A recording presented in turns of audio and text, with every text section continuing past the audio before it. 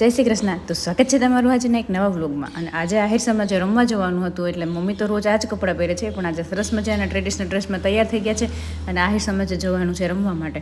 તો મસ્ત મજાના તૈયાર થયા અને આપણે પહોંચી ગયા. અહીંયા આવીને જોયું તો બધા જ આહિર સમાજે જતા હતા અને અમે સરસ મજાનું ડેકોરેશન જોતા પહોંચી ગયા. અને આ એક મસ્ત એટ્રેક્ટિવ ડેકોરેશન હતું, જેમ બધા ફોટોશૂટ કરાવતા હતા અને અમે પણ થોડા ઘણા ફોટોશૂટ કરાવી અને અમે પહોંચી ગયા પછી ગરબીમાં. અને અહીંયા આવ્યા ત્યાં આહિરાણીઓનો રાસ થઈ ગયો હતો ચાલુ.